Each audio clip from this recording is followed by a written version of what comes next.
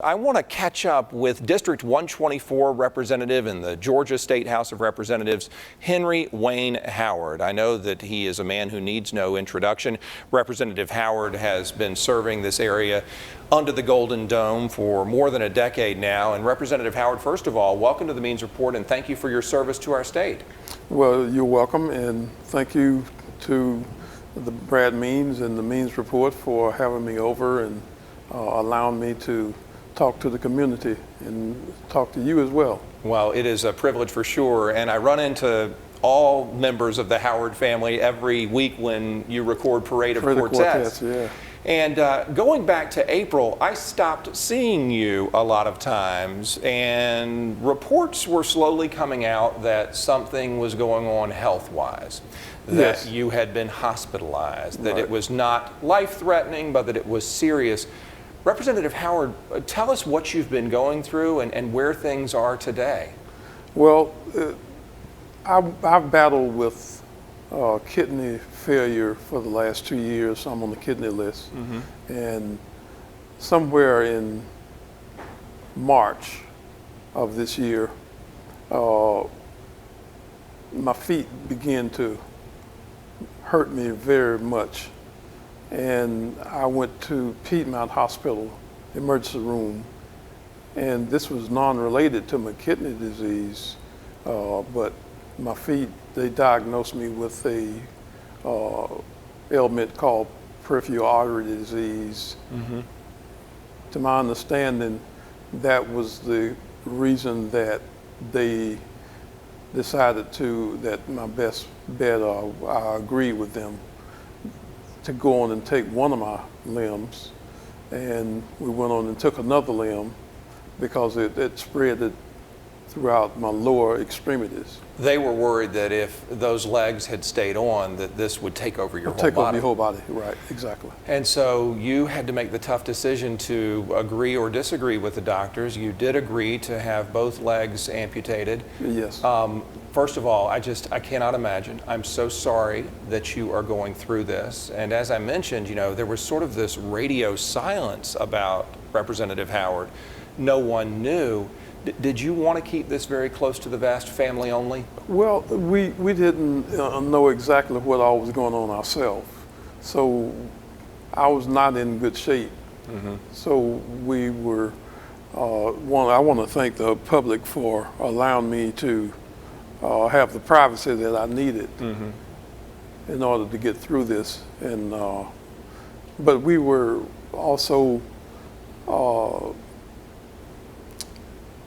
the public and even the members of the General Assembly on both sides of the aisle we want to thank them for their support and the gifts and prayers and all of the above for supporting us. Yeah, I was going to ask you, even though a lot of people weren't reaching out directly to you Right. because things were private, could you feel the prayers? Could you feel the uplifting? I was so out of it, Brad, that I don't know what was going on. But when I began to regather myself and know what was happening, I did, because my faith was strong. Your faith has always been a key part of your life. Yes. It was true with your father as well, the late, great Representative Howard, who preceded you in Yes. the Georgia General Assembly. Has that always been an important part of your life, knowing that even in the darkest hour that God is there? It has, but you don't know how you need to use it until you're faced with something like this and how much it means. Has this changed your outlook on life or your outlook on public service? It has, because I'm working right now on prosthetic legs, and this is moving. No, I don't think anyone would have known I would be talking about prosthetic legs at this point. And I'm looking to be a voice in Atlanta for folk with these type of problems, because you don't understand and know what they're going through until you go through it. They can tell you their problem, but you don't understand it until you go, like I say, you go through it yourself, or you become one of them. You know, It's interesting that you said that, because there is that disconnect between people who mean well and think they know what's happening, and then the reality that they really don't. When Representative Howard came to the studio a few minutes ago, I greeted him in the lobby and I looked at him and I said, you look great. You look different than I thought you would. And you know, you still look like Wayne Howard. And you said, how'd you expect me to look, like laid out, you know, on my back or something? And I didn't know. I thought when I was driving to work, how's he gonna look? And you do look like the man we've always known and loved.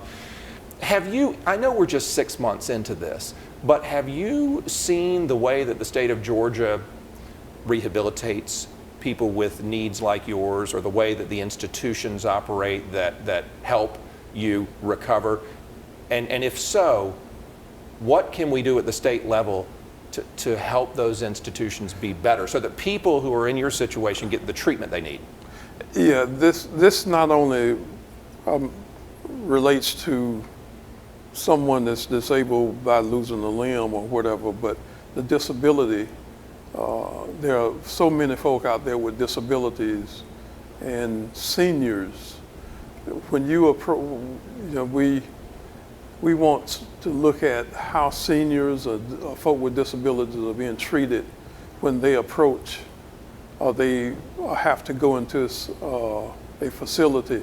Are they being treated correctly, fairly, or with passion? And you know, I think that's something we want to look at on the state level for disabled. What has your experience been when you go through the doors of those rehabilitation centers, hospitals, doctors' offices? Are you treated the way you think we all should be treated, or do you think there's room for improvement? There's room for improvement. Have people been discompassionate? That's probably not the right word. Have people been, what's the treatment been like?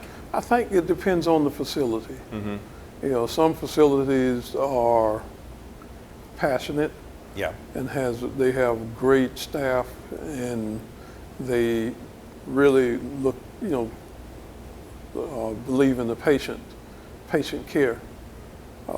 But there are some that fall short of that, and we shouldn't have to fall short. How can we improve things then? Are we talking stricter regulations? Are we talking? Looking at regulations, yes. Right. And so that they have higher standards to meet. Exactly, right. What about in your day-to-day life?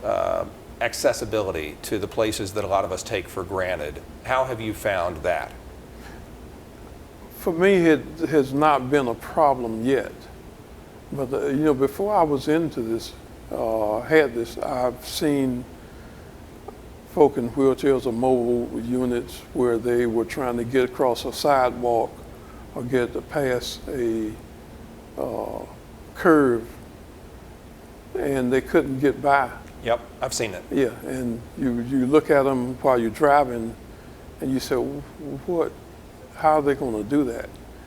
And so I think we need to take a look at some of those things and try to improve ourselves in that area. How hopeful are you that some of your goals can be accomplished? Have you gotten a feel from your fellow lawmakers yet as to whether they'll be on board with you? No, these are things that I'm planning on bringing to the table as we go back to the next session in January. I would imagine that people who advocate for folks with physical challenges are thrilled that you're about to go to bat for them. Have you heard from them? Well, the orthopedic office doctor that I went to for my prosthetics was excited to know that they could have someone with a voice, and I'm honored to do that. What about the local delegation? I would assume that they are like, Wayne, whatever you need, let's push it through. Yeah, well, I believe they would take that position. Most of them? Yeah. Yeah. Because this has been a journey for me, and I look forward to being an advocate for those that can't speak for themselves. I'm sensing that you're not planning to slow down, at least from a public service standpoint. I don't see any reason why I should. I can roll in this chair as fast as you can walk. That is 100% true. Yes. I even tried to, kind of baby you into the studio, if you will, and you took off. Yeah. And in all seriousness, it was quickly clear to me, this is still the man he always was. Get in the studio and tape your show. Yeah. And I appreciate that. Well, one thing has been true that I've learned is that I may have lost a couple of limbs, but I didn't lose my mind. No, sir. So I'm still here. Speaking of public service, Representative Howard has some plans to continue to make this community and this state a better place, including, have you ever lived next to a property that's abandoned or blighted and the problems that can come with that? He has plans to help improve that situation. Also, addressing the pipeline to prison. How can we fix that situation in our state and make Georgia all that it can be? Representative Wayne Howard, our exclusive guest on the Means Report, when we come back.